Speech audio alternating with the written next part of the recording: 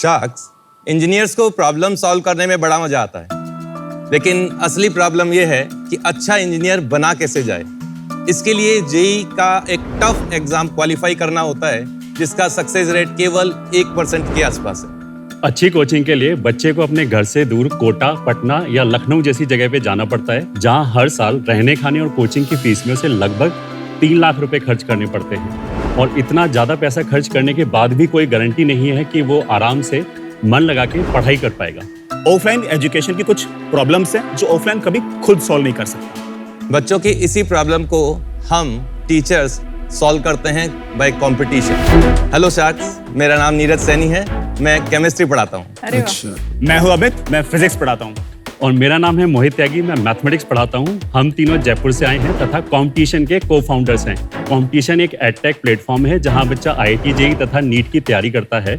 मुझे पता है कि एडटेक का नाम सुनते एक नेगेटिविटी आ जाती है आजकल दिमाग में। उसका रीजन ये है कि आजकल के जो एडटेक हैं उनका प्राइम फोकस मनी माइंडेडनेस है तथा उनके दिमाग में एग्जैक्टली ये नहीं पता है कि बच्चे को प्रिपेयर कराने के लिए क्या क्या चीज़ चाहिए। हम पिछले 20 साल से यही काम कर रहे हैं। हमें पता है कि बच्चे के सिलेक्शन के लिए एग्जैक्टली क्या क्या चीज़ चाहिए, और वो इकोसिस्टम हमने कंपटीशन में बनाया है पिछले 3 सालों। जहाँ ऑफलाइन के अंदर बच्चे को क्वालिटी एजुकेशन प्राप्त करने के लिए 3 लाख रुपए खर्च करने पड़ते हैं, वही पढ़ाई कंपटीशन पिछले 4 साल से 1/10 प्राइस के अंदर करा रहा है। हम चाहते हैं कि ऑनलाइन के माध्यम के द्वारा बच्चे के कंफर्टेबल जोन के अंदर घर में बैठकर हम उससे पढ़ाएं और अच्छा रिजल्ट लेकर आए। हमारी आस्क है 2 करोड़ 1% इक्विटी। वाह। तो आइए शार्क्स, कंपटीशन का हिस्सा बनिए, because it is powered by real gurus. क्या बात है, क्या बात है। सारा मोहित, डिस्काउंट इन्होंने फीस में दिया है, हमें कुछ नहीं मिल रहा है। Mohit, Neeraj, Amit, welcome to Shark Tank India season 3। Thank you. आपने अपने पिच में कहा money mindedness. Without money mindedness आप हमारा पैसा कैसे बना के दोगे वापस? और 200 करोड़ की वैल्यूएशन। हमारा जो कॉज है ये सभी के लिए विन विन सिचुएशन हम क्रिएट करना चाहते हैं। हमने एक यूट्यूब चैनल इंडिया में सबसे पहले स्टार्ट किया था 2014 में। मैंने कोटा में पढ़ाया हुआ है 10 साल तक। कहाँ पे पढ़ाते थे कोटा में? कोटा में मैंने बंसल में पढ़ाया हुआ है, रेजोनेंस में भी पढ़ाया हुआ है। तो उस टॉप बैच में जो मैं पढ़ाता था, मैंने 2014 में पूरा यूट्यूब पे फ्री डाल दिया इंडिया में सबसे पहली बार। तो जो हमारा सोशल एंगल है वो बहुत ज्यादा स्ट्रांग है। कितने फॉलोअर्स? अभी लगभग 1 मिलियन फॉलोअर्स हैं हमारे। कम है। 20 मिलियन से कम तो किसी का नहीं है। हमारे चैनल पे केवल पढ़ाई की बात होती है, सीरियस पढ़ाई की बात होती है, ताकि बच्चा वहां से पढ़ के सेलेक्ट हो। इस इम्प्रेशनेबल एज में जो बच्चा होता है उसको और भी माध्यम से मैनिपुलेट करने की कोशिश की जाती है, शायरी सुना के या इस तरह की बात करके। हम वो उसमें नहीं जाते हैं। आप जो बोल रहे हैं कि वो लोग शायरी करते हैं, ये सारा एंगेजमेंट के लिए ही होता है। मतलब लाइक शार्क टैंक आप प्रोग्राम भी देखिए, उन्होंने एजुकेशन को एंटरटेनिंग बना के अभी लाखों लोग जानते हैं इक्विटी क्या डेट है। अगर आप उसको एक किताब में दे देते तो नहीं जानते। तो एजुकेशन एंटरटेनमेंट साथ में चलते हैं, एंड इसीलिए ये शार्क टैंक सक्सेसफुल है। तो मुझे समझ नहीं आ रहा कि गलत क्या है, आप उसको इतना बड़ा USP बना रहे हैं। जो IIT में सक्सेस रेट है, अगर हम केवल IIT की बात करें, 10 लाख में से 10,000 बच्चे, लगभग 1% है। मेरे हिसाब से तपस्या करने के बराबर है। अगर आप एक क्लास में अगर आप बीच में बार बार शेर और शायरी यूज कर रहे हैं, बच्चे का फ्लो टूटता है। मैं आपसे बिल्कुल डिसएग्री करती हूँ। मैंने जब IIT की पढ़ाई की थी, मैं फिटजी में पढ़ाई की थी, एंड वहाँ नॉर्मल होता था, मतलब कुछ घंटे का। मेरे क्लास में कुछ बच्चे आते थे जहाँ सुबह 4 बजे से रात को 11-12 बजे तक पढ़ाई करवाई जाती थी। पर आप सुपर नॉर्मल थे ना? नहीं, मेरा मानना ये है कि वहाँ पे इतना, मतलब उनका 18 घंटे रोज उनको पढ़ाई करा के, उससे एक तो उनकी पर्सनालिटी डिस्ट्रॉय हो जाती थी, और दूसरा I don't think it was better for them. चलिए एक सेकंड। हाँ जी। टीचिंग का जो अप्रोच है वो अलग अलग तरीका हो सकता है। ये हम आज डिसाइड नहीं कर पाएंगे कौन सा बेस्ट है। उससे हटकर ये डिसाइड करते हैं कि आपका बिजनेस इन्वेस्टेबल है कि नहीं। हाँ वो ठीक है? बिल्कुल। तो आपकी जो डिफरेंशिएशन है, आपकी जो पोजीशनिंग है, वो क्लियरली बता दीजिए। मैं एक्चुअली एक डेमो दिखा सकता हूँ? हाँ बिल्कुल दिखाइए। प्लीज। जैसे हमारे पास ऐप एंड वेब दोनों वर्जन है। मैंने फिलहाल सिर्फ और सिर्फ जो वेब वर्जन है वो खोल रखा है। एंड इसमें हमने जैसे, अगर मान लो कि बच्चा पहली बार अगर बिना बाय किया आएगा तो उसे पोर्टल यहाँ से नजर आएगा। यहाँ से इसलिए नजर आ रहा है क्योंकि उसने कुछ कोर्सेज बाय कर रखे हैं। ये मैंने जो अभी पोर्टल खोल रखा है, ये एक ड्रॉपर बच्चे के लिए जो क्लास 12th पास कर चुका है। ड्रॉपर बच्चे का मतलब क्या होता है? जो बच्चा उसने मतलब कॉलेज नहीं किया बीच में एक साल, अब क्लास 12th पास किया वो बच्चा अलग अलग स्टेज पर अलग अलग रिसेप्टिविटी वाला बच्चा होता है। ठीक है। कि किसका समय ज्यादा है, किसका समय कम है। हमने अलग अलग कोर्सेज डिजाइन किए जो कोर्सेज डिजाइन करना किसी ऑफलाइन क्लासेस के बस की बात शायद नहीं है, वो शायद उतना थॉट दे भी नहीं सकते, हमने दिए हैं। जैसे फॉर एग्जांपल एक ही लेक्चर को हमने ये प्रवीण जो क्लासेस है इसके अंदर पढ़ाया, हमने प्रबल में पढ़ाया, हमने ये माई प्रवीण फास्ट लेन में पढ़ाया। फास्ट लेन मींस कि सेम लेक्चर हमने फास्टर पढ़ाया उस बच्चे के लिए जिसकी रिसेप्टिविटी ज्यादा है और जिसके पास समय थोड़ा सा कम है। इसके बाद हमने सी क्यूब के अंदर क्रैश कोर्स टाइप पढ़ाया, सेम चीज पढ़ाई और कम समय के अंदर, जैसे सिर्फ और सिर्फ जेई मेन ही क्लियर करना हो, एडवांस ना क्लियर करना हो। इसके साथ अगेन हमने चैंप नाम से कोर्स निकाला, मतलब इसी कोर्स का ही पार्ट है। ये उस बच्चे के लिए निकाला जिस बच्चे को सिर्फ रिवीजन करना हो, उसने पढ़ाई कर रखी हो पहले से। चलिए ये हो गई पैकेजिंग, आपने पैकेजिंग अलग अलग तरीके से कर दी ताकि सबके साथ कनेक्ट हो पाए। नहीं, और कस्टमाइज भी कर दिया है मस्जिद में, कस्टमाइजेशन बाकी कोई नहीं करता है। बाकी कोई नहीं कर रहा। और आपको इस पे ट्रैक्शन भी मिल रहा है, काफी लोग यूज कर रहे हैं। बिल्कुल बिल्कुल। लास्ट ईयर कितना आपके पास से बच्चे जेई क्लियर किए थे बताएंगे आप? 2055 बच्चों को आईआईटी में एडमिशन मिला है। वो कितना परसेंट ऑफ टोटल मार्केट है? 17,300 के आसपास उसमें total seats 2000 है। आप लोगों के थ्रू। बिल्कुल, वाह। उन्होंने और कोई नहीं किया था कोचिंग? मतलब ऑनलाइन वो हमसे पढ़े। आपके अनुमान से हाँ। उसमें से कितने बच्चे होंगे जो और भी ऑफलाइन लेते होंगे? हाँ, हो classes? सकता है, बिल्कुल हो कितने? सकता है। 90%? रफली मैं ऐसे मानता हूँ कि लगभग 500 बच्चे ऐसे होंगे जो सिर्फ और सिर्फ हम पर ही डिपेंडेंट होंगे। तो आपके पास तो लाइन लगी हुई होगी यार अभी बच्चों की, अगर ऐसा अगर है। डेमो हो गया तो आप बीच में आ जाओ। क्या स्टैट्स है अभी बिजनेस में आपके? स्टैट्स अगर देखें तो लास्ट ईयर हमारे पास जो जेई के बच्चे थे वो 11,000, इस साल 9,600 अभी तक है और सेशन अभी बाकी है। तो टोटल कितना होगा इस साल? लगभग हम शायद इस साल 13,000 14,000 के आसपास और पहुंचे। आपने शुरू कौन से साल में किया था? 2020। अच्छा, तो 11,000 टाइम्स 30,000। नहीं, नहीं, इसके अंदर नहीं। शॉर्ट केस इसमें शॉर्ट कोर्सेज भी हैं, बट आप रफली आप मान सकते हो कि हमारा 10,000 11,000 रुपीस के आसपास। आपका एवरेज रेवेन्यू पर average। ऑर्डर कि Per पर order। यूजर? पर तो यूज। 10 करोड़ था पिछले साल का रेवेन्यू। हाँ जी। हाँ, 10 से ऊपर। हाँ, अब रेवेन्यू पे आ गए तो पूरा बता दो ना। 10.25 का रेवेन्यू था, और उससे पहले साल? करीबन 6.3, उससे पहले 2.11, और इस साल कितना होगा? 14। मुनाफा कितना कमाया 10 करोड़ में पिछले साल? टैक्स हटाने के बाद में 2 CR था। और सैलरी दी आपने एक दूसरे को, तीनों को? नहीं, अभी वो कंपनी में ही है, हम लोगों ने सैलरी अलग से नहीं उठाई। कॉस्ट ब्रेकअप बताओगे 10 करोड़ में किधर किधर जा रहा है? रेंट में है, सबसे बड़ा तो सैलरी में है, और फैकल्टीज हैं। कितने पूरी फैकल्टीज team- है टोटल? 18 फैकल्टीज हैं टोटल हम लोगों को मिला के। और कोई स्टार फैकल्टी है उसमें? आप 3 होंगे? नहीं, हम तो नॉर्मल फैकल्टी हैं। पहले कितना कमा रहे थे? हाँ बताओ बताओ। 90 आवर्स का मेरा कमिटमेंट था, जिसके लिए लगभग 1.5 CR था। कमाल का साल धंधा है का भाई। 1.5 करोड़ रुपए था। उसके बाद उन्होंने बोला कि आप कंपटीशन बंद कर दो और इसको डबल कर लेते हैं। कमाल है भाई, इतना अच्छा पैसा है। एक बात बताइए, शार्क टैंक में इस सीजन में गिवन बाहर जो माहौल है, 10 करोड़ रेवेन्यू वाली कोई भी कंपनी ने 200 करोड़ वैल्यूएशन नहीं मांगा। तो आप जो नहीं बनना चाहते हो, वो खराब एड्यूटेक कंपनीज, मनी माइंडेड लोग। वो ही आप बनते जा रहे हो। नहीं, बिल्कुल नहीं। बाकी की जो एडटेक कंपनियां, उन्होंने पहले क्या किया, एड्स के थ्रू बच्चों को लेके आए without generating the system, without generating the trust. पर आपने 10 करोड़ पे 200 करोड़ मतलब बोला कैसे? इसको मैं 2 चीजों में एक्सप्लेन कर दूंगा। पहला चीज तो ये हुआ कि 30 के मल्टीपल पे भी इन्वेस्टमेंट हुआ है। उनमें ना आप वो नहीं हो पर उनका मल्टीपल चाहते हो। वाह। नहीं, जो अभी on the verge of closing down है। आपका एक राउंड हो रहा है? नहीं, कोई राउंड नहीं हुआ है। We are still standing, which is a testament कि अगर आप अच्छा पढ़ाओगे तो ऑर्गेनिकली ग्रो करोगे। करेक्ट। तो अपॉर्चुनिटीज इज स्टिल देयर। दूसरा, प्री कोविड से पहले जितनी भी ऑनलाइन कंपनियां आई, उन्होंने ऑफलाइन की कुछ कमियां गिनाई, वो कमियां आज भी हैं। मोहित सर, 20x वैल्यूएशन जस्टिफाई करने के लिए आपको भी उसी तेजी से ग्रो करना पड़ेगा। आप भी वही काम करने लगेंगे। लेकिन वो ग्रो नहीं कर पाए ना। इसमें नहीं, वो नहीं कर पाए, पर आपको भी वही करना पड़ेगा ना, एड्स चलानी पड़ेंगी। जिस चीज के कारण वो ग्रो नहीं कर पाए, वो हम क्यों करेंगे? क्यों नहीं करोगे तो भाई पैसे कैसे रिटर्न करोगे? जो बाकी ऑनलाइन है ना, वो लगभग हार मान चुके हैं, हमें ऐसा लगता है। और इसके कुछ प्रूफ तो ऑफ कोर्स दिखते रहते हैं। हमें ऐसा लगता है कि हम उस पॉइंट आप पे, उस लोगों को जंक्शन कभी पे। ऐसा लगा कि बाकी कोई और कुछ काम का काम नहीं कर रहा और आप ही लोग काम का काम कर रहे हैं? इस इंडस्ट्री में कोई और अच्छा काम कर रहा है? जरा जानना चाहेंगे वो चीज। अच्छा काम कर रहे हैं, जैसे PW did good work. Physics वाला? हाँ, दे आर डूइंग गुड। वो क्यों फोड़ रहा? लगभग जेई 10 लाख लोग देते हैं, नीट 20 लाख लोग देते हैं। तैयारी करने वाले सीरियसली 10 लाख बच्चे होंगे। फिजिक्स वाला ने उस 10 लाख के बाद वाले 5 लाख बच्चों को तैयारी कराना चालू किया है। हाँ। और बिकॉज उनका टिकट साइज केवल 3,000 है, तो उसमें बच्चा इतना सोचता नहीं है, उसको पेरेंट्स से पूछने की जरूरत नहीं पड़ती। आपने जितनी क्लैरिटी से फिजिक्स वाला का बिजनेस समझाया, अपना नहीं समझा पाया आप अभी। एडटेक अभी लीनियरली ग्रोथ नहीं करता है। जैसे एलन हो गया, आज का सबसे बड़ा जो प्लेयर है ऑफलाइन का वो एलन है, जिसको बनने में लगभग 10-15 साल पहले लगे होंगे। एलन की क्या वैल्यूएशन है आज? जो लास्ट इक्विटी उठाई है $1.1 बिलियन पे उठाई। ठीक है, आगे बढ़ते रहिए। हाँ, इसमें लीनियर ग्रोथ नहीं होता, इसमें पहले 3-4 साल तक आपको प्रूव करना पड़ता है कि आप स्टेबल हो, आप रिजल्ट प्रोड्यूस कर सकते हो, आपके पास एक पूरा सिस्टम है।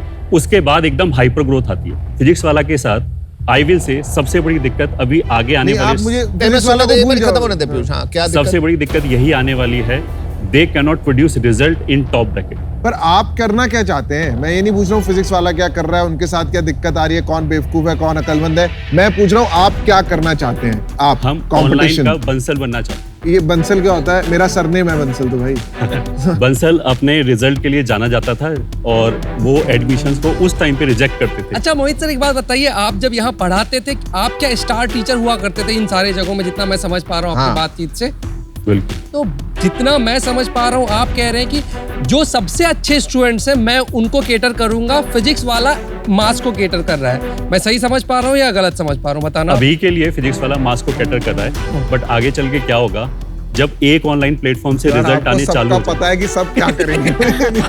हाँ चलिए देखिए, आपका अभी तक जितना समझा है, आपका रियली यूएसपी है कि आप रिजल्ट्स ड्रिवन एडटेक बिल्कुल, बनाना बिल्कुल, चाहते हैं फॉर जेई एंड नीट। ठीक नो है, शॉर्टकट्स। हाँ, इसमें मेरा दो मानना है। रिजल्ट्स में दो टाइप की गेमिंग होती है। एक होता है कि एडमिशन टेस्ट होता है कोचिंग में घुसने के लिए, जहां बेस्ट बच्चों को लिया जाता है, उनको डिस्काउंट दिए जाते हैं, एंड जो नहीं कहते हैं उनको हम लेते ही नहीं है, क्योंकि फिर रिजल्ट्स इंपैक्ट हो जाता है। ठीक है। दूसरी गेमिंग होती है वो न्यूज़पेपर में सबके बसेस पे भर भर के एड्स होते हैं। तो रिजल्ट्स को लेके ना, मुझे अभी आज भी मेरा मानना है कि उसका सबसे बड़ा डिटर्मिनेंट है आपके सिलेक्शन कितना स्ट्रिक्ट है। दूसरा, ये गेमेबल होता है। तो इस पे एक रिलायबल ट्रस्टवर्दी बिजनेस बनाना मुश्किल है, एंड तभी सालों से ये चेंज होता है। हमारे टाइम विद्या मंदिर था एक नंबर 1, फिर बंसल हो गया, एंड तो ये चेंज होता जाएगा। आप इसमें brand on the base of result नहीं बना पाओगे। सेकेंडली, मुझे आज भी लगता है कि रिजल्ट्स के लिए ऑफलाइन एक बहुत जरूरी कंपोनेंट होगा, क्योंकि 15 साल 16 साल के बच्चों को एंगेज ऑनलाइन घंटों तक रखना मुश्किल है। तो आज मैं इसमें आपके साथ जुड़ नहीं पाऊंगी, बट बेस्ट ऑफ लक। एक तो मुझे आपके विजन में क्लैरिटी नहीं मिली। कभी आप कह रहे हैं ऑनलाइन का बंसल बनाना है, कभी आप बता नहीं पा रहे हैं। आपने एक बार भी ये नहीं बोला कि मुझे 10,000 बच्चों को या 1 लाख बच्चों को IIT भेजना है। आप हमेशा कुछ अनऑथेंटिक बात ही कर रहे हैं। सेकंड, मुझे लग रहा है आप बहुत ज्यादा कंपटीशन ऑब्सेस्ड है, और मेरे को नहीं लगता बाय बीइंग कंपटीशन ऑब्सेस्ड आप बहुत बड़ा बिजनेस बना सकते हैं। तो इसलिए मैं इन वजह से बाहर हूं, but best of luck. Thank you. मेरा भी नो ही होगा इसमें। मैं व्यूज सर के काफी सारे व्यूज से अग्री करूंगा। आप एक स्टार टीचर से एक सक्सेसफुल कितना बड़ा बिजनेस बनाएंगे, वो एक क्वेश्चन है कहीं ना कहीं। और हो सकता है कि स्टार टीचर होने के कारण से आप एक छोटा सा एक नीश ऑडियंस को आप अट्रैक्ट कर सके, बट ये कितना लार्जर यहाँ से जाएगा वो क्वेश्चन रहेगा मेरे यहाँ। तो उस कारण से मैं आउट होना चाहूंगा। ठीक। मैं आपके साथ नहीं जुड़ पाऊंगा आज की डेट में। मुझे बस ये लग रहा है कि थोड़ा ये आपने फोमो में बिजनेस शुरू किया है, जैसे कि सब पैसे कमा रहे हैं, सारे टीचर आजकल पैसे कमा रहे हैं, तो हम भी कमा लेंगे। बिजनेस की तरफ से मुझे अभी ये नहीं लग रहा कि आप इसमें कुछ अलग कर पाओगे। अपना आपके अंदर वो वजूद अभी समझ नहीं आ रहा मुझे, तो मैं आउट। मैं आपका डिफरेंशिएशन ही नहीं समझ पाया। आपने कहा कि ये काफी बिजनेसेस आए, और हमने भी देखा है काफी गंदगी फैल गई एक तरह से एडटेक में, वो शब्द भी यूज हुआ, राइट। और एक बार मुझे लगा कि आप एक मीठी हवा का झोंका लेके आए, लेकिन जैसे जैसे बात करते रहे आप वही खेल खेल रहे। नहीं तो टेक और एडटेक पर्टिकुलरली को लेके मैं बहुत एक्साइटेड रहता हूँ। These are the reasons I'm out. Good luck. Find your footing, guys. You're all over the place. Thank you. चलिए, good best of luck luck. Sir. Thank you. Good luck. Meet you.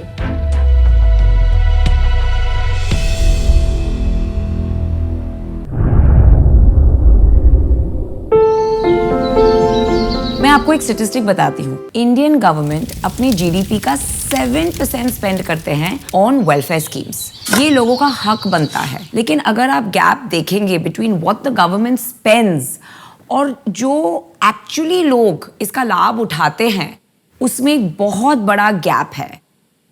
हकदर्शक एक mobile और web platform है जो लोगों को अपनी scheme applications के बारे में, एलिजिबिलिटी के बारे में बताता है, और साथ साथ हमारी एजेंट नेटवर्क के साथ उन्हें लास्ट माइल तक उनकी सारी एप्लीकेशन और डॉक्यूमेंट सपोर्ट भी बताता है। मैं आपको 1 करोड़ रुपए देता हूँ। अमन और मैं एक ऑफर देना चाहेंगे। I will take your offer shark. Alright, good one.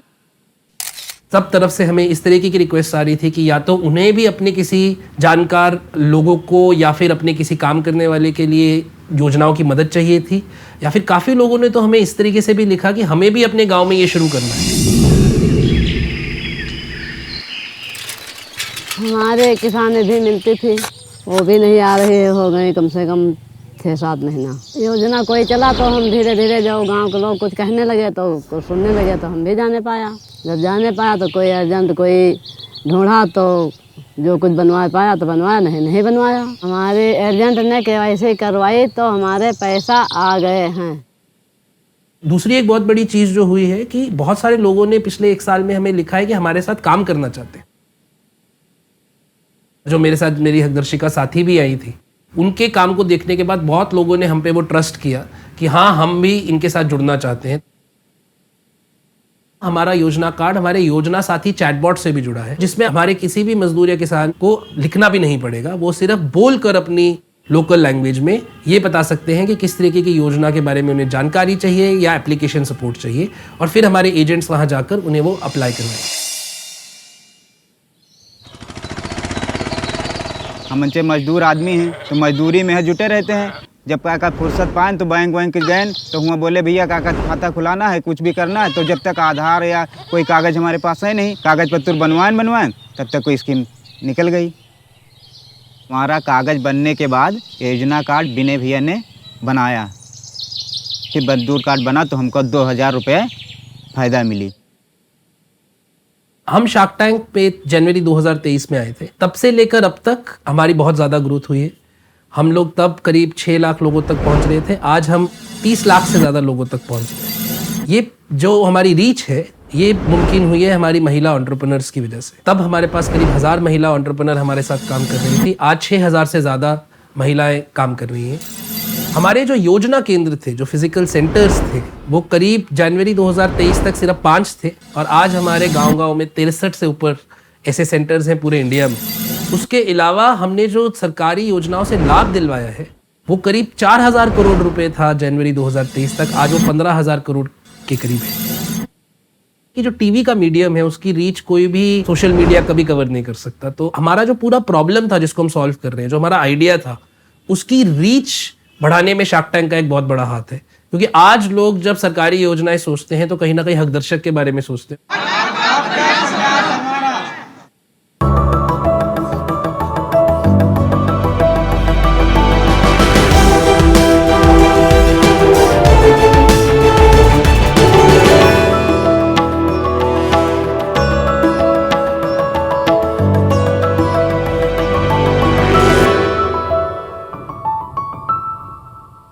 नए कपड़े किसे नहीं पसंद, नया स्टाइल, नया अंदाज, Excuse me, bitch। और आज का सबसे सस्ता और टिकाऊ ऑप्शन है फास्ट फैशन। फास्ट फैशन, इतने अच्छे कपड़े, super fast, super cheap. Trends हर हफ्ते बदल रहे हैं और कुछ ही दिनों में आपके नए कपड़े बोरिंग लगने लगते हैं। तो और खरीद लो, अभी तो सेल भी चल रही है यार को। और पुराने कपड़ों का क्या? उनको मैं डोनेट कर देती हूँ। ओहो, एनजीओ को तुम्हारे बिकिनीज, तुम्हारी मिनी स्कर्ट्स की जरूरत नहीं है, वो भी तुम्हारे कपड़े कचरे में फेंक देंगे। या शार्क्स, हमारे क्लोजेट्स की तरह हमारे लैंडफिल्स भी पुराने कपड़ों से भरे पड़े हैं। ग्लोबली 10,000 करोड़ से भी ज्यादा नए कपड़े हर साल बनते हैं और इसमें से 30% बिकते भी नहीं। इंडिया को ले लो तो 78 लाख टन टेक्सटाइल वेस्ट हर साल फेंका जा रहा है। इतना ही नहीं, इन कपड़ों को डिकम्पोज होने में 200 साल लग सकते हैं। तो 200 साल हम रहे ना रहे, हमारे क्रॉप टॉप्स और अंडरवेयर इस प्लेनेट पे रह जाएंगे। इसका सोल्यूशन क्या है? कचरे से खजाना। शार्क्स, मैं हूँ अल्फिया और मैं हूँ सना और हम हैं बॉम्बे क्लोजेट क्लेंस, इंडिया का पहला थ्रिफ्ट प्लेटफॉर्म जहां आप प्री ओन कपड़े थ्रिफ्ट कर सकते हैं। सिंपल, प्री ओन कपड़ों को रीयूज करना थ्रिफ्टिंग कहते हैं। थ्रिफ्टिंग इंटरनेशनली तो काफी पॉपुलर है, पर हम इंडियंस तो बरसों से थ्रिफ्टिंग में माहिर हैं। इधर का माल उधर, जैसे सना के कपड़े मम्मी मुझे पहनाती हैं और कॉलेज में अल्फिया मेरे कपड़े चुरा लिया करती थी। Where's my red top? Indian के जो माइंडसेट है वो बचत करने का है, रीयूज करने का है, यही हमारा कॉन्सेप्ट है। बॉम्बे क्लॉजेट क्लैंस पे आप प्री-ओन कपड़े शॉप, स्वैप या सेल कर सकते हैं। हम इंडिया का फर्स्ट एंड ओनली ब्रांड है जहां आपको अपने पुराने कपड़ों के लिए अपफ्रंट पेमेंट मिल सकता है।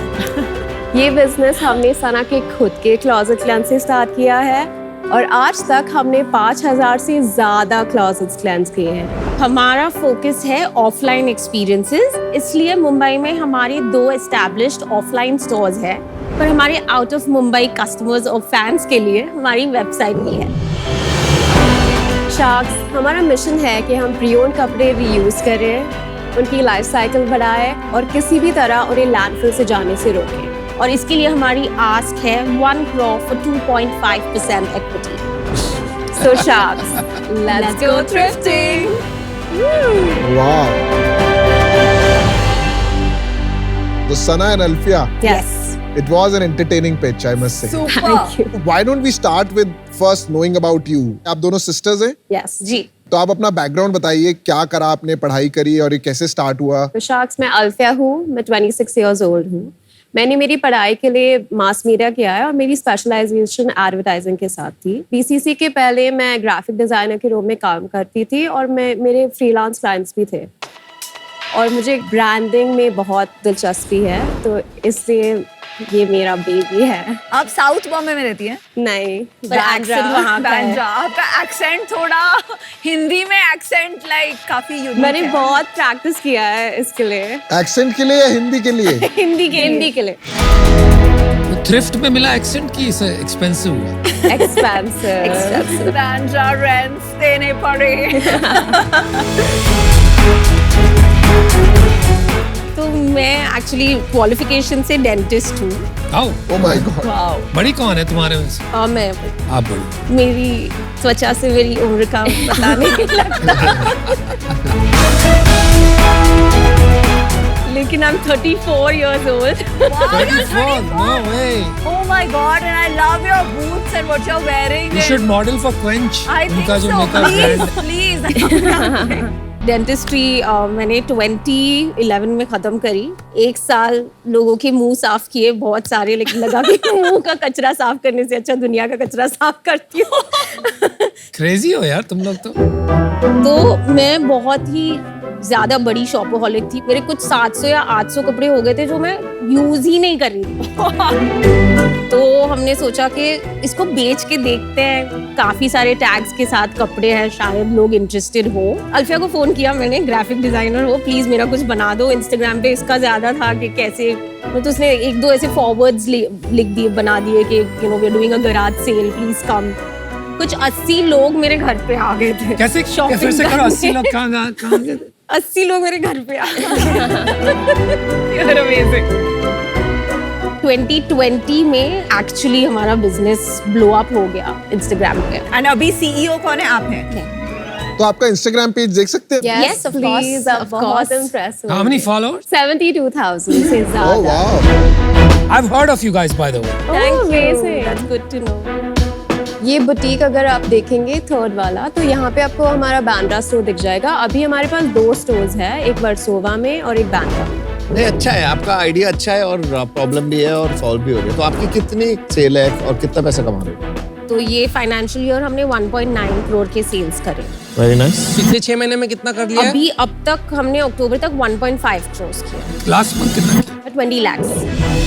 60% बांद्रा स्टोर से आता है लगभग, और तो 12 लाख एक स्टोर से, 6 लाख 8 लाख दूसरे स्टोर से। बहुत ही छोटा परसेंटेज 3-4% वेबसाइट से आता है। तो इस ईयर पूरा कितना करोगे? तो हम प्रोजेक्ट कर रहे हैं 2.5। प्रॉफिट कितना? 15% इवेंचुअली आ जाएगा।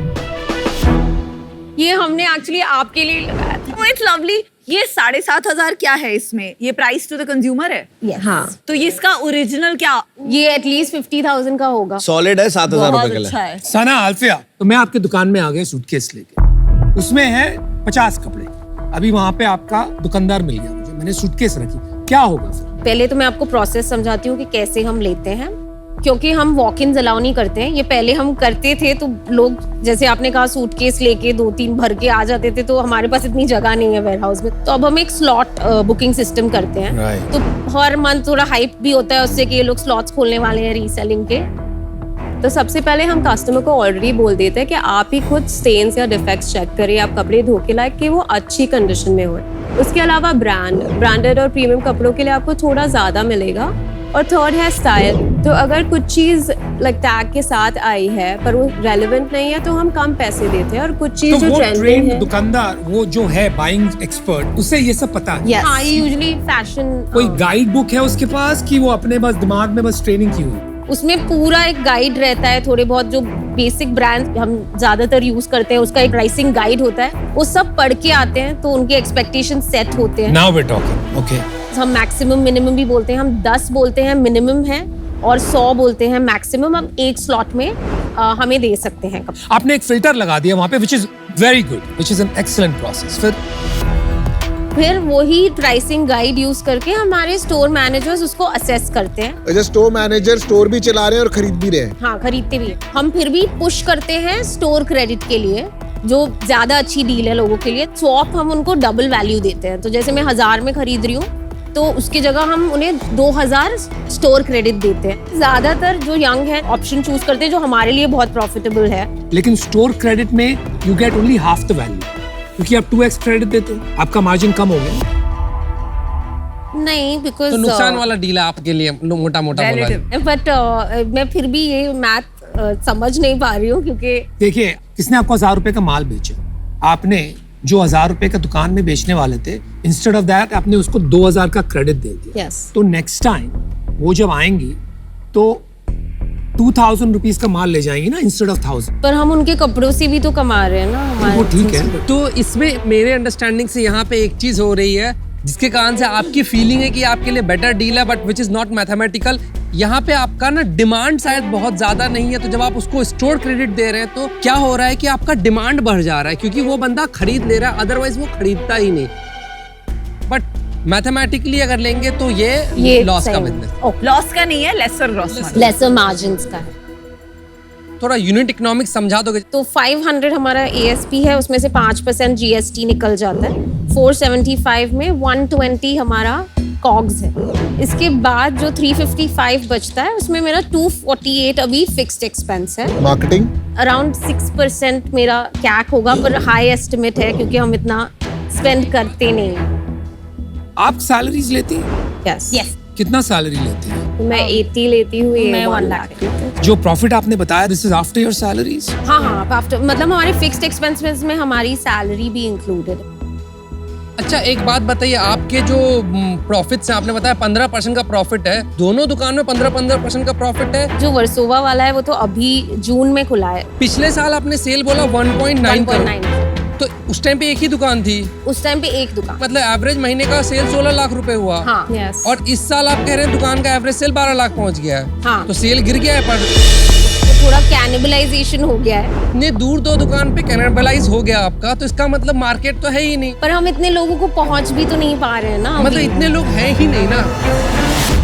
एक सेकंड, मैं आपका नेट मार्जिन समझना चाह रहा था कि inventory will be a big problem in this business, because मैं मानता हूँ आपने 100 खरीदे तो आगे कितना परसेंटेज बिक जाता है, कितना डेड हो जाता है? हमारा डेड स्टॉक इतना रहता नहीं, क्योंकि हम ये 99 में कभी-कभी 50 रुपीस में भी क्लियर कर देते हैं। तो हमारे जैसे 3,500 कुछ प्रोडक्ट्स मंथली बिक जाते हैं। ऑन एन एवरेज कुछ 4,500-5,000 हम अंदर लेते हैं उस कितना परसेंट ऑफ द इन्वेंट्री आपको क्लियरेंस सेल में डालना पड़ता है? अबाउट 1000 to 1500 पीसेस मुझे डालने पड़ते हैं ऑन अ मंथ। हाँ, तो परसेंटेज में वो हो जाएगा। आप 4,000 बाय करते हैं ना, तो 25%। हाँ, 25%। और आपका जो ये प्रॉफिटेबिलिटी 15% है, उसमें आपने ये जो डेड इन्वेंट्री है इसका प्रोविजन लिया है? हम इसको इन्वेंट्री रखते हैं, ये क्योंकि मानना ऑनेस्टली ठीक रहेगा कि ये 15% में से 5-10% और जाएगा जब ये इन्वेंट्री का लॉस बुक करेंगे बुक्स में?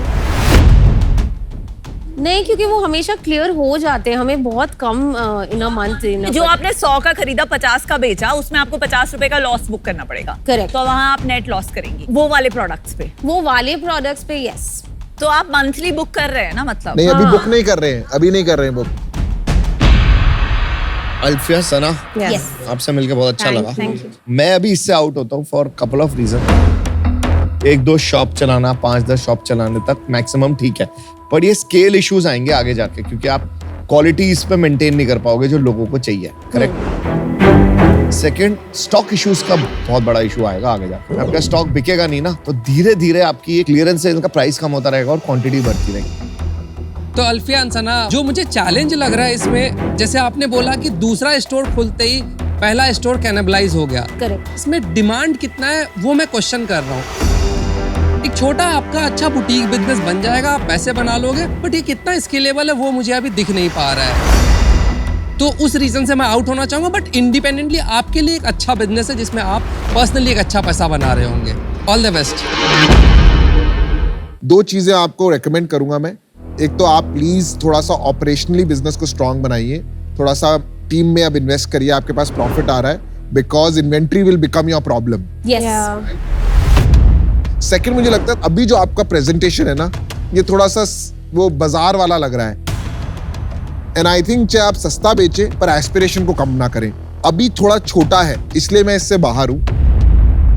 ओके, चलिए, best of luck. Thank you so much. Thank you. आप मुझे जल्दी से बताइए, इक्विटी स्प्लिट क्या है आपकी? 60-40, मेरा 60 है, अल्फिया का 40। बैंक बैलेंस क्या है? बैंक बैलेंस अभी नेगेटिव है। नेगेटिव? बैंक बैलेंस नेगेटिव कैसे होता है? इसका क्या मतलब होता है? क्योंकि हमने अभी एक अनसिक्योर ओडी ली है। वर्किंग कैपिटल में कितना पैसा अटका हुआ है? वर्किंग कैपिटल में कितना पैसा अटका हुआ है? एज इन वर्किंग कैपिटल का डेफिनेशन जानती हो? इन्वेंट्री वही तो प्रॉब्लम है। और रिसीवेबल। इन्वेंट्री में कितना पैसा अटका हुआ? 4-5 लाख का। तो इसीलिए आपको, जब आपने एक स्टोर खोला, आपको इन्वेंट्री सप्लायर्स को पैसे देने की जरूरत पड़ी, तो आपको एक ओवरड्राफ्ट करना देना। कि आप यहाँ पे 40 करोड़ का वैल्यूएशन लेके आएंगे, आपका प्रॉफिट इस साल का शायद 30 लाख रुपया बनेगा। तो आप कैलकुलेट कीजिए कितना होता है।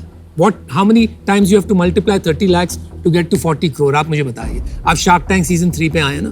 सर मेरी मैथ थोड़ी खराब है, मैं ऐसे Some 130 times. तो why इतना Why क्या? the big valuation? आप either देखिए, either आप अपना बिजनेस पिच कर रही है फॉर इन्वेस्टमेंट, या आप एक आगे का विजन पिच कर रही है कि इतना बिजनेस बनेगा। Yes. Either of the two I have to believe.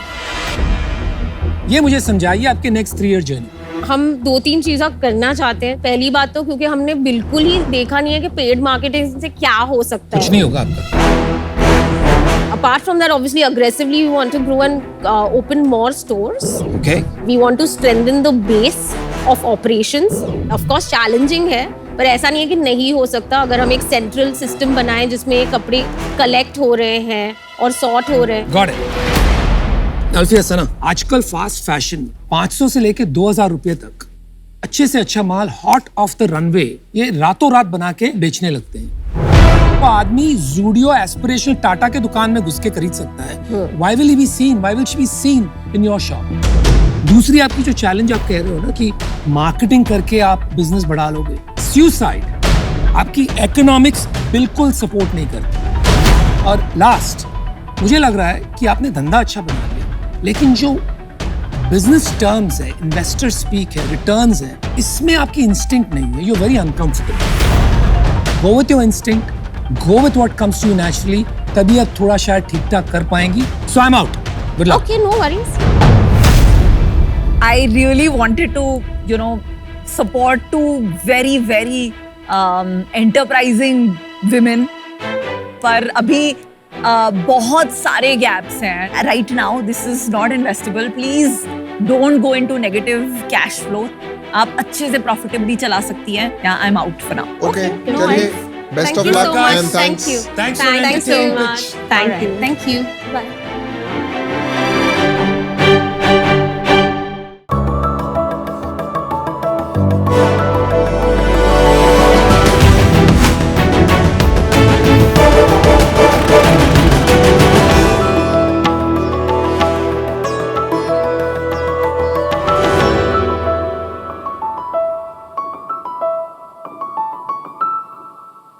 Sharks premium coffee हम सबको पसंद है, लेकिन एक कप प्रीमियम कॉफी पीने के लिए 250 रुपए तो मिनिमम खर्चा करना पड़ेगा। बिल्कुल। और रात भर जागने के लिए वही कॉफी का बड़ा ग्लास चाहिए तो 500 रुपए खर्चने पड़ेंगे। मतलब एक कप प्रीमियम कॉफी पीने के लिए मुझे मेरे जेब में छेद करना पड़ेगा, दूसरा कोई ऑप्शन नहीं है। है ना भाई, ऐसा एक प्रीमियम ब्रांड है जो नॉट सो प्रीमियम प्राइस में मिलेगा। इसका मतलब महंगी कॉफी का वक्त चला गया, मतलब खत्म। टाटा गुड बाय गया। हाँ भाई हाँ, ये अब आ गया है कियोस्क कैफे। हाय शार्क्स, मेरा नाम है सावन। मेरा नाम है संग्राम। मेरा नाम है नीलेश, हम पुणे से आए हैं। शार्क्स कियोस्क में मिलेगी आपको प्रीमियम लेवल की कॉफी एट अफोर्डेबल रेट में, मतलब 250 की कॉफी 70 रुपए में। मम्मी पापा के लिए व्हाइट फ्लैट ब्रांड से लेके जेंजी के लिए US UK style secret recipe वाली कॉफी कियोस्क में सब मिलेगा। हम बहुत जल्द इंस्टेंट कॉफी और फ्रेश प्रीमियम कॉफी बीन्स भी सेल करना शुरू करने वाले हैं। शार्क्स जब लॉकडाउन में बड़े बिजनेस बंद करने की कगार पर थे, हम 3 engineers without any FMCG background इस इंडस्ट्री में आ गए और देखते ही देखते 50 आउटलेट ओपन कर दिए। हमारा विजन है सब तक आसानी से अफोर्डेबल कॉफी पहुंचाना। शार्क्स हमारी आस्क है 90 lakh rupees for 3% equity. Sharks, will you love to have a coffee? Of course, sneaky और पूछ पूछ। Of course यार, पिला दो। So मेनू आपके डेस्क पे है। Bro, I'll have a black coffee. Make that too. Okay. I don't have coffee. कुछ तो पी लो यार अजहर, ये पी लो ना, roasted hazelnut frappe P low यार। क्यों सर? सर ब्लैक कॉफी, आपका क्या नाम है? प्रणय। प्रणय सर, कितने ब्लैक 3 कॉफी है? Black coffee, 1 latte but strong चाहिए और 1 hazelnut frappe.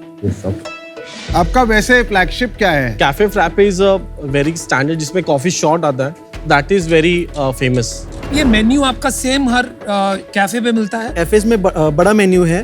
We have put down some best selling items on the लेकिन menu. कटिंग वगैरह ऐसे करते हो आप? Yes, yes. ये आपने ध्यान नहीं दिया, कटिंग एकदम मार्जिन वार्जिन नहीं छोड़ा, ऐसे ही कटिंग कर दिया। आधा केक कट रहा है आपका। एक्चुअली ये थोड़ा सा जल्दी में हुआ रहेगा। अच्छा, मोस्टली मेनू जो है टीवी पे अपना है डिस्प्ले। ये आपने एलईडी पहना है? Yes, it's LED. आप तीनों दोस्त हैं? Yes, कॉलेज फ्रेंड्स हैं। तो आप कौन से कॉलेज में थे? Anantrao Pawar college of engineering. Job वगैरह भी किया है या सीधा बस कॉफी में ही आ गए? हमने आईटी जॉब्स किए हुए हैं। स्टार्ट कौन से ईयर में किया था एग्जैक्टली? 24 दिसंबर 2020। कोविड का टाइम था। We were sitting in a Starbucks and we were discussing. तो वो टाइम पे संग्राम का ऐसे था कि मैं कॉफी लेता हूँ, मैं और नीलेश हमेशा ऐसे डर जाते थे कि इतना महंगा कॉफी हमको तो अफोर्ड नहीं होगा यार। तो हर टाइम हम लोग जाते थे तो हम एक ही कॉफी लेते थे तीनों के बीच में, जो कि बिल कर जाता था समथिंग अराउंड 500 रुपीज, क्योंकि संग्राम कुछ ना कुछ एड ऑन लेता ही था उसमें। तो वो बिलिंग देख के नीलेश और मेरी कॉन्ट्रो देने के लिए फट जाती थी। तो ये चीज से स्टार्ट हुआ था जर्नी कि अपना खुद का कुछ स्टार्ट कर ले। तो बस आप ऐसे ही कॉफी पी रहे थे तो आपको लगा अभी जॉब छोड़ते हैं, कॉफी का बिजनेस शुरू करते हैं? मतलब हम लोग सोच रहे थे कि सच में ये इतना एक्सपेंसिव बेचते हैं, उसका प्राइस इतना होगा क्या? मतलब वो रिसर्च वहां से चालू हुआ। नेस्कैफे कैफे है ना इंडिया में, पुराना कॉफी सस्ती होती थी। सर ये ब्रूड कॉफी है, अपनी फ्रेशली ब्रूड कॉफी में आता है, दैट कम्स इनटू मतलब इंस्टेंट कॉफी में आता है। तो दोनों का एक मार्केट अलग है।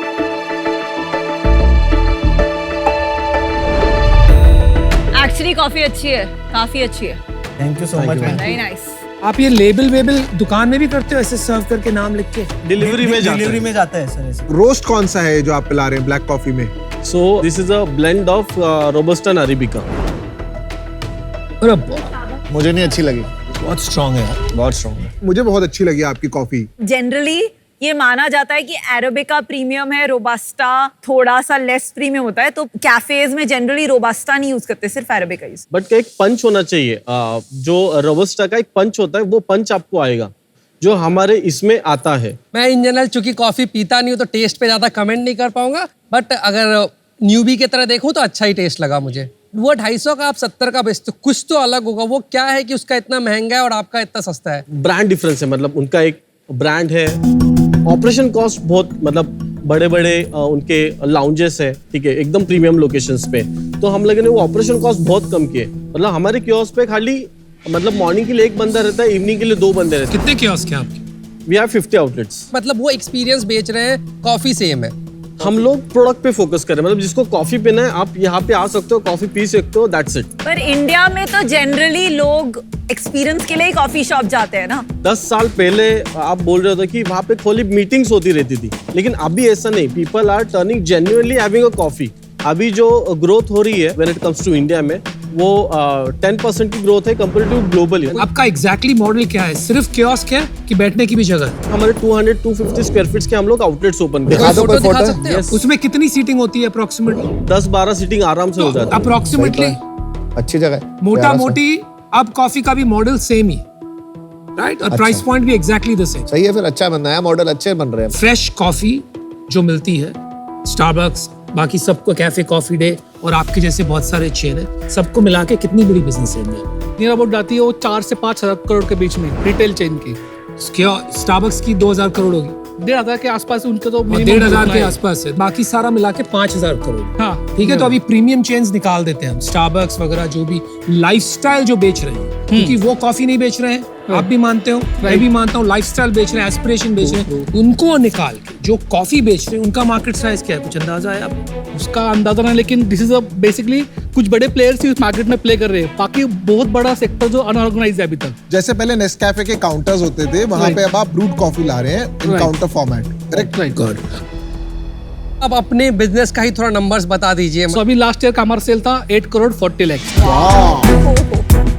कुछ फ्रेंचाइजी वगैरह भी है कि? यस, फ्रेंचाइजी भी है। हाँ, अब आएंगे। अब ये फ्रेंचाइजी की सेल है या आपकी सेल है? ये कंपनी का सेल है टोटल। और इस साल क्या रन रेट है? इस साल का प्रोजेक्टेड ARR है 11 करोड़ का। और कितना आप इसमें प्रॉफिट बना रहे हो? करंटली अप्रैल से अक्टूबर से अभी तक 9.5% का नेट प्रॉफिट। और पिछले साल 6.5% का नेट प्रॉफिट है। तो मतलब 60 लाख रुपया बनाया पिछले साल। राइट। और इस साल आप बनाओगे 1 करोड़। 1 करोड़। अपने आपको सैलरी दिया था पिछले साल? यस, 75 था ईच पर मंथ। एंड इसमें कितना फ्रेंचाइजी कंट्रीब्यूशन, कितना आपका डायरेक्ट है? 10 आउटलेट कंपनी के हैं और 40 आउटलेट्स फ्रेंचाइजी के हैं। 1 करोड़ कम तो नहीं है, मस्त कमाया, अच्छा कमाया, तो आप खुश हो? अब इसके बिल में इसके पैसे दे देते हो अब जब ये मांगता है। ये सारे रेवेन्यू स्ट्रीम्स का स्प्लिट बता दीजिए। 30% जो रेवेन्यू है कंपनी आउटलेट से है, 58% रेवेन्यू जो है फ्रेंचाइजी को जो मटेरियल बेचा है उसके ऊपर से है, 2.5% जो है रॉयल्टी से है रेवेन्यू, और रेस्ट जो 8 या 9 बचा है वो फ्रेंचाइजी का है। तो इसको रिकरिंग रेवेन्यू नहीं है, जब फ्रेंचाइजी ऐड करेंगे तभी आएगा। यस। कितना लेते हो आप एक फ्रेंचाइजी फी का? 3 लाख। आप जो 58% मटेरियल का लेते हो, राइट, उस पे क्या रेवेन्यू बनेगा फ्रेंचाइजी का? ऑलमोस्ट 2.5 के नियर अबाउट बन जाएगा। 20% is the cost of material जो आप? No, cost of material is 45% for franchisee. For franchisee. तो 2.5 कैसे बनेगा? 2 टाइम्स ही बना? 2 टाइम्स बनेगा। तो वो कैसे सस्टेन करेगा फिर? एक फ्रेंचाइजी का थोड़ा इकोनॉमिक्स एवरेज बताएंगे, वो कितना बेचता है, कितना रेंट देता है और कितना मटेरियल के लिए देता है? 45% is the cost of goods. नहीं, एवरेज फ्रेंचाइजी कितना बनाता है महीने में? मिनिमम 60,000 नेट प्रॉफिट बना लेगा। कैसे? हाँ, उसका सेल्स कितना होता है? एवरेज पकड़ लो 2.5 लाख का सेल है उसका। तो 1 लाख आपको देता है मटेरियल को? हाँ। That includes royalty? No, royalty is different. Okay, royalty मिला के कितना देता है वो आपको ऑन एवरेज? 48 to 49% तक जाता है। 50% पकड़ लेना। ठीक है, 1.3 लाख, ठीक है, वो पकड़ लिया, 1.2 1.3 लाख, ठीक है। तो उसका रेंट बताइए। नियर बाय 30,000 के आसपास। वो अब 2.5 लाख पे टैक्स भरता है, GST? हाँ। वो कितना होता है? 5%। That's another 17.5 lakh. सैलरी जो लोग की भरता है वहाँ पे? नियर बाय 35,000 के आसपास। और बिजली वगैरह 10,000 रुपया और? नहीं, वो 6-7,000 तक आता है। ठीक, तो चलो 30,000 रुपया बचा। हाँ। आप बता रहे थे 80,000 रुपया। कई आउटलेट्स का 80 है, कई आउटलेट का 60 है, कई आउटलेट 40 है, ऐसा। इसका मतलब कुछ जो गुड परफॉर्मिंग है वो अगर 1 लाख बनाते हैं तो बैड परफॉर्मिंग वाले शायद 10,000 बना रहे होंगे। Is that the case?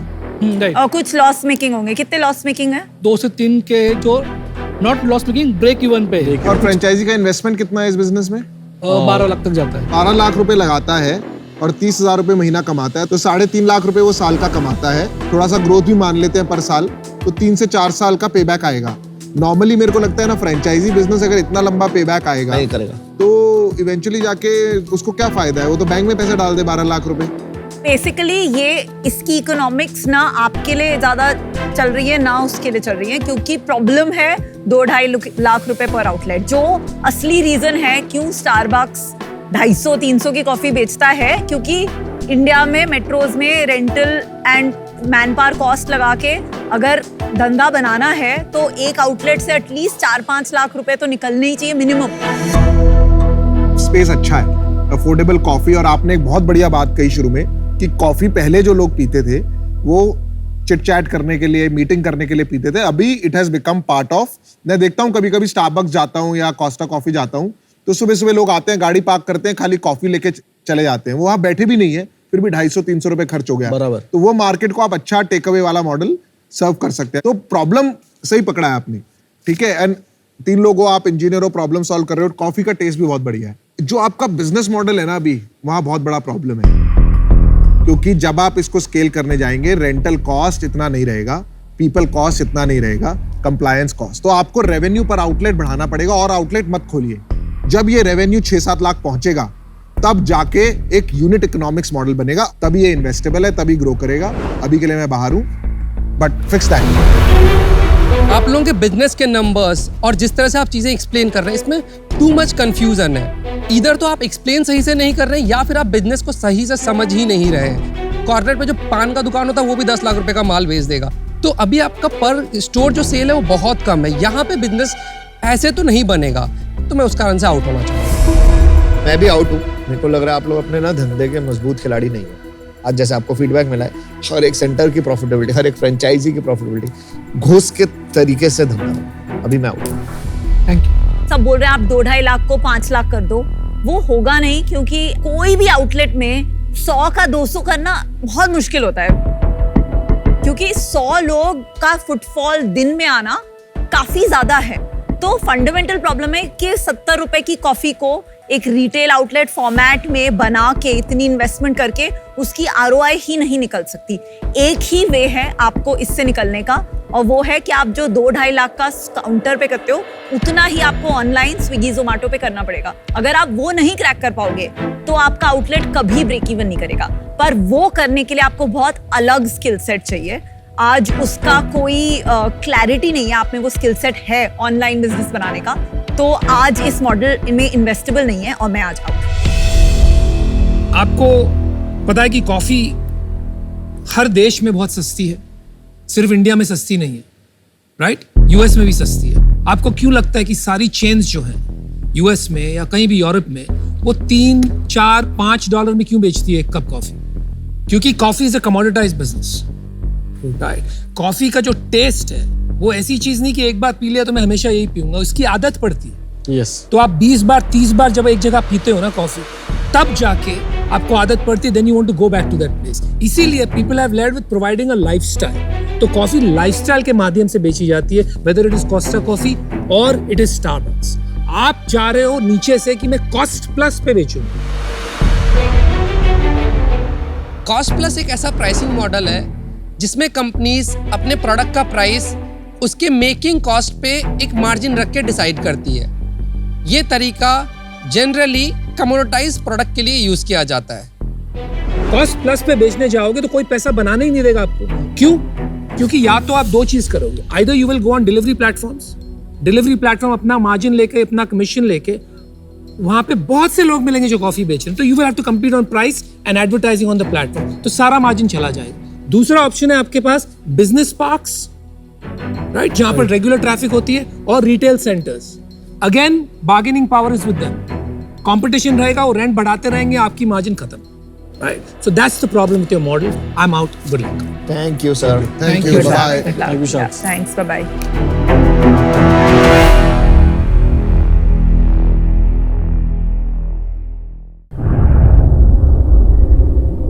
Hello and welcome to आज द शार्क। देखो, फॉर्मेट तो आपको अभी तक पता लग ही गया होगा। आप अपने बिजनेस रिलेटेड डाउट्स, अपने बिजनेस रिलेटेड सवाल अपने फेवरेट शार्क से पूछते हैं, हम आपके बिहाफ पे वही सवाल उनसे पूछते हैं। तो आज हमारे साथ आज द शार्क में जुड़ रही हैं CEO एंड को founder sugar cosmetics miss Vinita Singh. Ma'am welcome and thank you so much for giving us your valuable time. Ma'am, आज का सवाल जो है योगेश जैन जी ने पूछा है उदयपुर से। कह रहे हैं कि मैम आपको कभी शो पे लिखते हुए नहीं देखा, आपको इतना सब कुछ याद कैसे रहता है, कौन से बादाम खाती हो आप?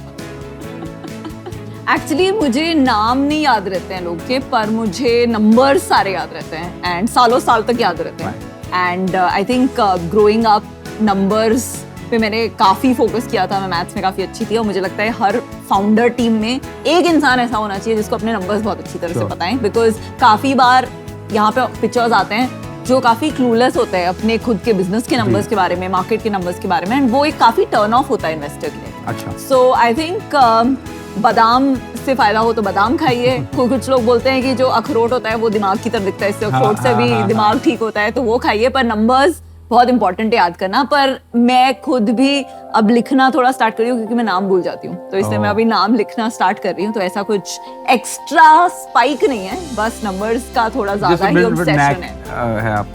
Ma'am, thank you so much for giving us a valuable time. It was an absolute honour having you here. दोस्तों, आपसे मिलेंगे अगले आज द शार्क में एक नए शार्क एक नए सवाल के साथ। आप सवाल भेजते रहें ताकि हमारा भी लगे हाथ फायदा हो जाए, है ना। सी यू अराउंड।